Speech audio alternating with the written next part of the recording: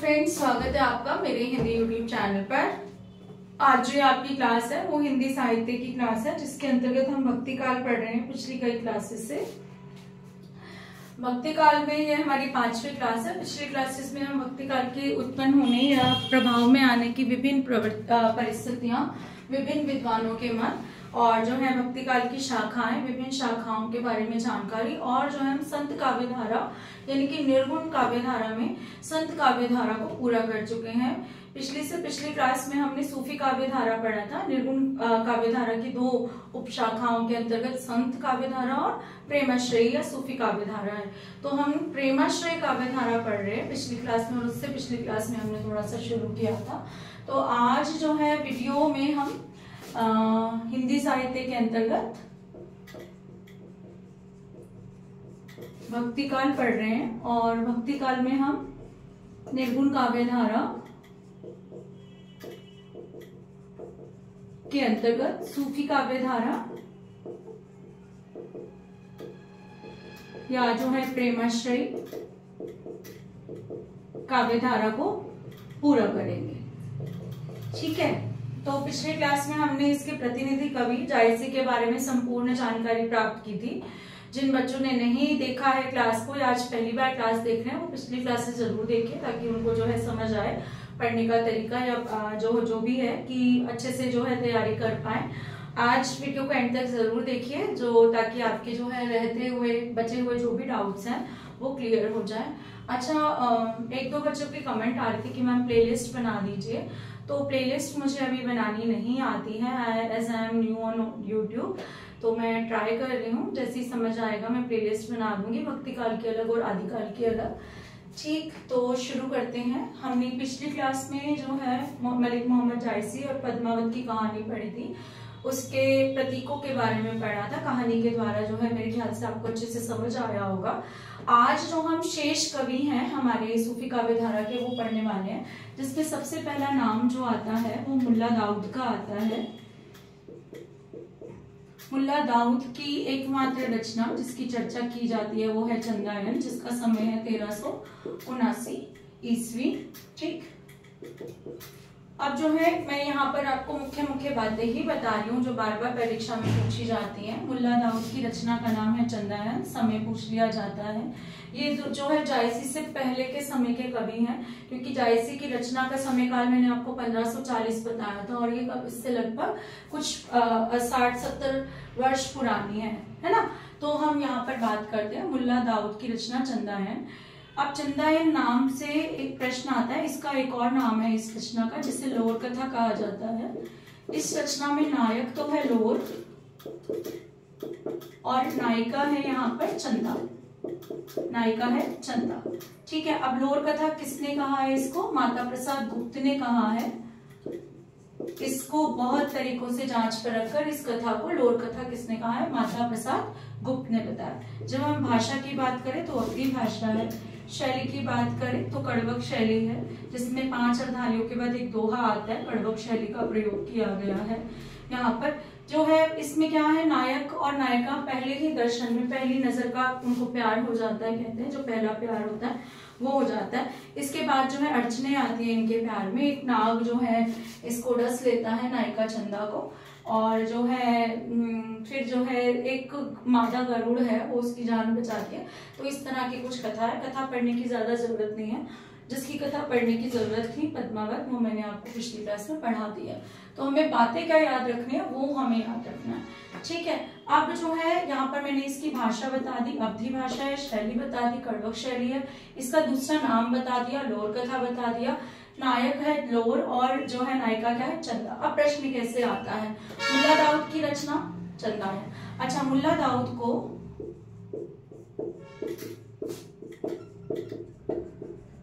सूफी प्रेमाख्यान काव्य का पहला कवि माना जाता है। ठीक है, पहला कवि माना जाता है कि ये पहले कवि है। समय से हम याद कर सकते हैं। इसके बाद जो है यहाँ पर एक अपवाद वाली स्थिति उत्पन्न हुई है इस नाम से। जो माता प्रसाद गुप्त ने नाम दिया लोर कथा। अधिकतर क्या सभी सूफी प्रेमाख्यान काव्य जो है नायिकाओं के नाम पर है, जैसे मैं पद्मावती के नाम पर है, और भी जो मैं आपको आगे बताऊंगी सब नायिकाओं के नाम पर है। लेकिन ये जो है इन्होंने लोर कथा नाम देकर यहाँ पर एक अपवाद, एक्सेप्शन यहाँ पर जो है प्रेजेंट कर दिया। वो क्या कि नायक के नाम पर कौन सा सूफी काव्य है। ऑप्शन में चंदायल में लिखा हुआ आएगा तो भी आपको क्लिक करना है, लोर कथा आता है तो भी क्लिक करना है, ठीक है। जो है नायक के नाम पर कौन सा सूफी काव्य है तो वो किसने दिया है, माता प्रसाद गुप्त ने। कैसे याद करें इसको भी कि माता प्रसाद गुप्त ने लोर कथा कहा है। माता की गोद में लोरी सुनी जाती है नहीं, लोरी कहाँ, माँ की गोद में लोरियां हमने खूब सुनी है, तो माता प्रसाद गुप्त ने इसे लोर कथा कहा है। तो इस तरीके से हम याद कर सकते हैं। अगली जो बात आती है अगले कवि की वो है कुतुबन। कुतुबन इनकी भी हम एकमात्र रचना की बात करते हैं, वो है इनकी मृगावती। समय है 1503। रामचंद्र शुक्ल ने मृगावती को और कुतुबन को सूफी काव्य का पहला कवि माना है। सूफी काव्य का पहला कवि और पहली रचना माना है।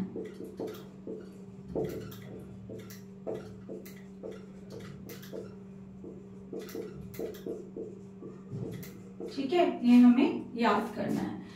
ठीक, इसके बारे में और क्या हमें याद करना है, इसके कवि के बारे में, इनके गुरु के बारे में याद करना है कि कुतुबन के गुरु का क्या नाम था। कुतुबन के गुरु का नाम बहुत बार पूछा गया है, शेख बुढ़न।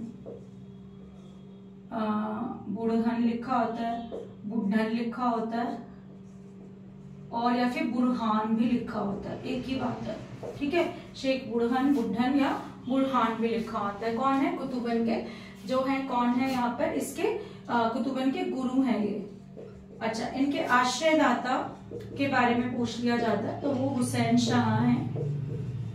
कुतुबन के आश्रयदाता राजा कौन है, हुसैन शाह है, ठीक है। ये हमें याद रखना है। अब एक चीज और याद रखनी है कि शांत रस का काव्य है ये। क्यों है, क्योंकि इसका नायक जब मर जाता है तो इसकी जो रानियां हैं वो जो है सती हो जाती है, 7 रानियां जो है सती हो जाती है। शांत रस अब क्या याद कैसे करना है, कुतुबन, वन यानी वन, कैसे याद रखेंगे, वन में कौन होता है, मृग होते हैं ना, हिरण होते हैं, ऐसे याद करेंगे। रामचंद्र शुक्ल ने मृगावती को और कुतुबन को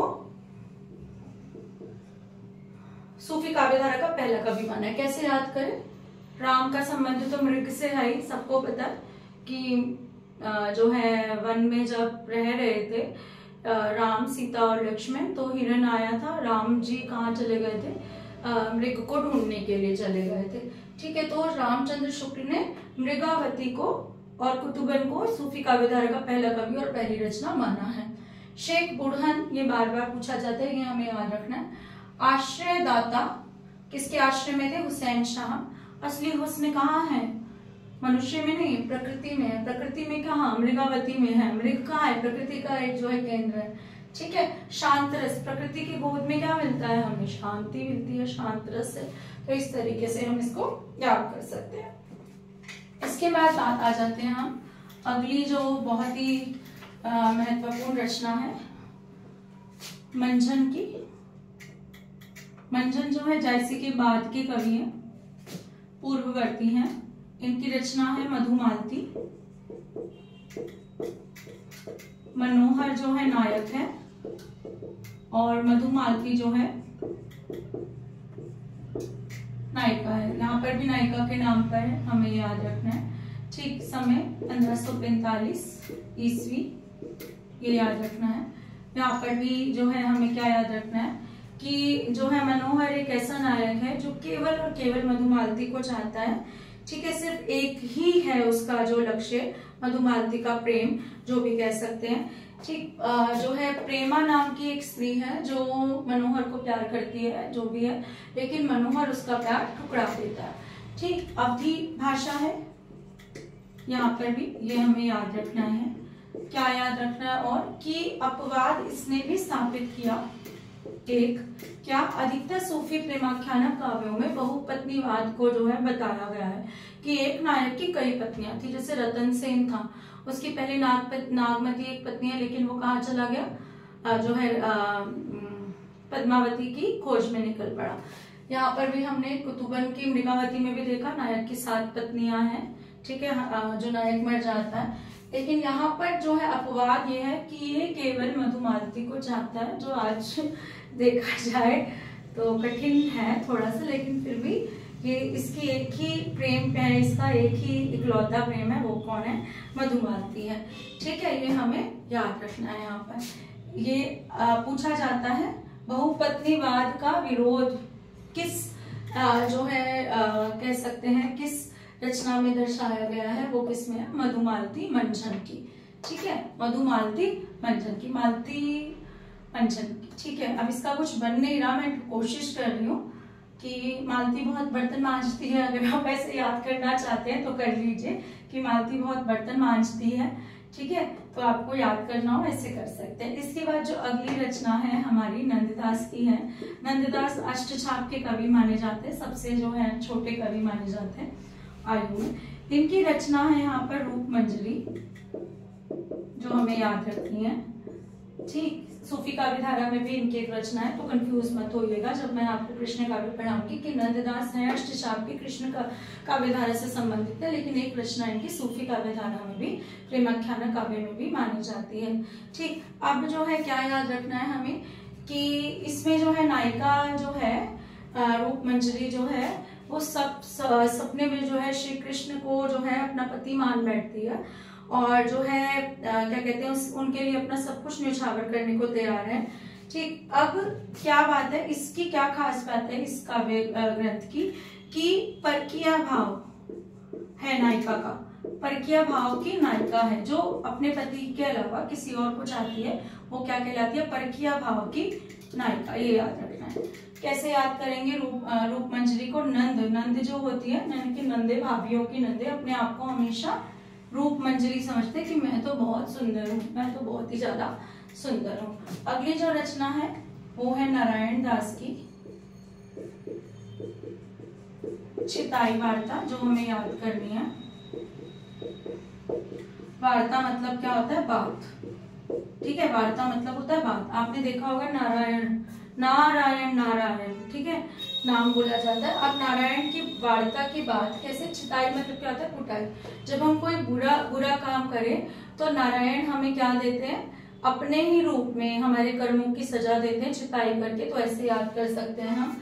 ठीक है, नारायण दास की चिताई वार्ता। इसके बाद है जो हमें जो मुख्य याद रखना है वो जान कवि के बारे में याद रखना है। जान कवि ने लगभग 79 रचनाएं लिखी हैं, जिसमें से 29 जो है प्रेमाख्यानक हैं, रचनाएं हैं।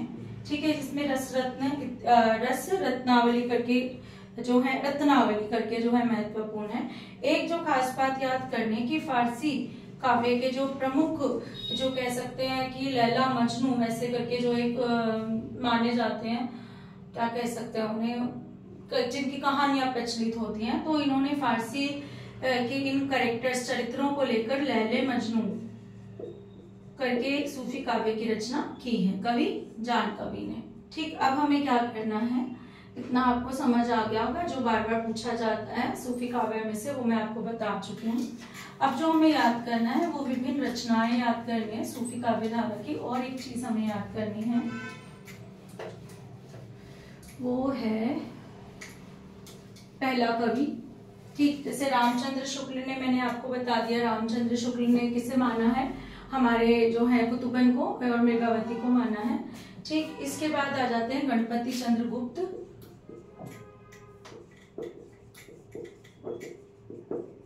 और डॉक्टर नगेंद्र। इन्होंने सूफी काव्य धारा का पहला कवि किससे माना है, रचना है यहाँ पर हंसावली। किसकी रचना है, असायत की। ठीक है, ये हमें याद रखना है कि इन दोनों ने हंसावली असायत को जो है हिंदी सूफी काव्य धारा की पहली रचना माना है, ये हम याद रखेंगे। आपको मैंने उनका बता दिया, रामचंद्र शुक्ल का पुतुबन को राम कुमार वर्मा ने, मुल्ला दाऊद की चंदायन को पहली रचना माना है सूफी काव्य धारा की। इसके बाद आ जाते हैं हजारी प्रसाद द्विवेदी। उन्होंने ईश्वर दास की सत्यवती कथा को सूफी काव्य धारा की पहली रचना माना है। कैसे याद करें? 1000 बार सत्य बोलो, सत्य हमेशा सत्य ही रहेगा। और सत्य किसकी देन होती है? ईश्वर की देन होती है। ठीक है, सत्य किसकी देन होती है? ईश्वर की देन होती है। ठीक, ये हमें याद करना है। इसके बाद और भी बहुत सारी रचनाएं जो बार बार पूछी जाती हैं। ये रचनाएं आपको मेरे ख्याल से आसानी से याद हो गई होंगी। ट्रिक से हम थोड़ा याद कर लेते हैं अच्छे से। अब जो है रचनाएं देख लेते हैं। सबसे पहले जो मैं करा चुकी हूँ आपको, मुल्ला दाऊद की चंदायन बता चुकी हूँ, कुतुबन की मृगावती बता चुकी हूँ, मंजन की मधुमालती बता चुकी हूँ। इनके नायकों के बारे में भी पूछ लिया जाता है, कई बार नाम पूछ लिया, जैसे मधुमालती के नायक का क्या नाम है? मनोहर है। चंदायन के नायक का नाम क्या है? लोर है। ठीक है, उसके बाद जो है यहाँ पर सत्यवती कथा मैंने आपको बता दिया, ईश्वर दास। इसके बाद जो रचनाएं नहीं बताई हैं उसमें जो है सबसे पहली रचना देख लेते हैं। चलो एक बार सारी कर लेते हैं। मुल्ला दाऊद की चंदायन, समय है 1379। कुतुबन की मृगावती, 3 मृगों से याद करोगे 1503 है। मंजन की मधुमालती 1545। ठीक है, इसके बाद जो है नंददास की रूप मंजरी, नारायण दास की नारायण दास की चिताई वार्ता। ठीक है, रस रत्न है कवि पुहकर की, ये हमें याद रखनी है, पूछ ली जाती है। रस रत्न किसकी रचना है? कवि पुहकर की है। इसके बाद है हंसावली, असायत की रचना। सत्यवती कथा है, यानी सॉरी यहाँ पर लिखना था असायत, और यहाँ पर हंसावली। ईश्वर दास की सत्यवती कथा। मैं इसमें जो है लिखना भूल गई हूँ, कौन सी? मलिक मोहम्मद जायसी की। वैसे तो बहुत सारी हैं, पद्मावत, अखरावट, आखिरी कलाम, और वैसे मैंने 3 रचनाएं और भी बताई थी आपको। ठीक है, चित्ररेखा और जो है कहरनामा इत्यादि। इसके बाद जो है यहाँ पर हमें कौन सी याद करनी? अनुराग बासरी, नूर मोहम्मद की, ये बहुत बार पूछी जाती है, नूर मोहम्मद।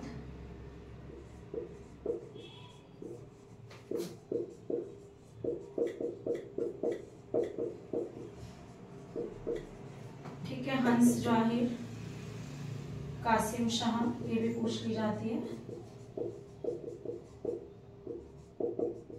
इनको याद करेंगे एक बार ट्रिक से, जितना बन सकेगा, कि आपको जो है दोबारा देखना ना पड़े इनको। ठीक है, इसके बाद है चित्रावली, उस्मान,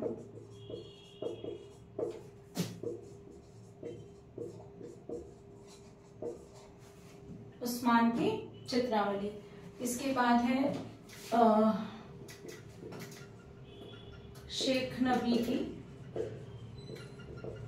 ज्ञानदीप, यूसुफ जुलेखा,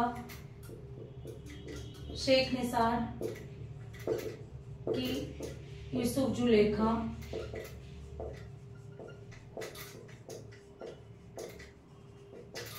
ठीक, इसके बाद है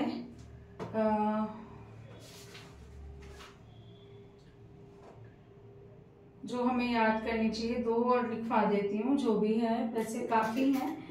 हाँ, दामोदर कवि की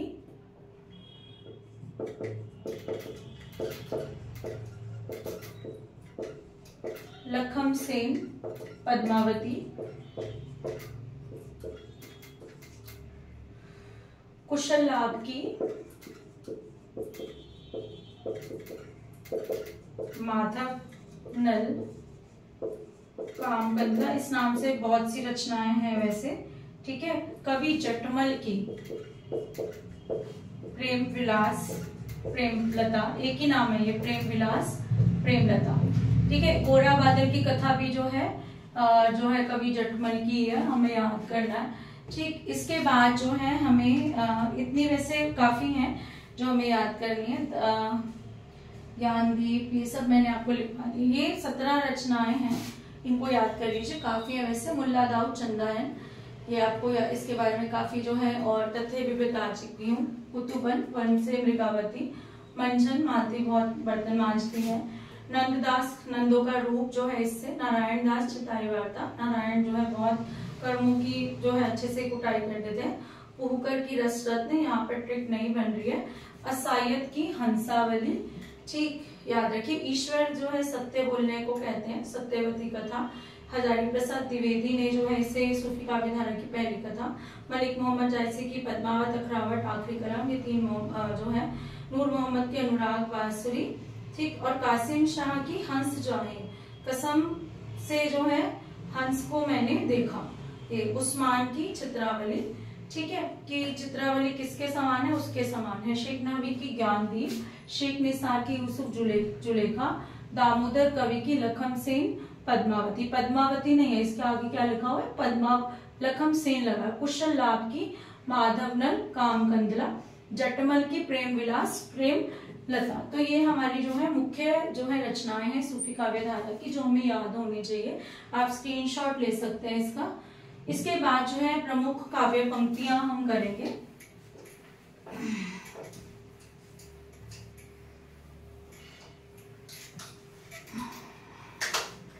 जायसी की पंक्तियां कई बार पूछ ली जाती हैं, बहुत बार पूछी जाती हैं, जो हमें करनी है। एक तो है जायसी की सबसे पहली पंक्ति जो पूछी जाती है, विक्रम धसा प्रेम का बाड़ा,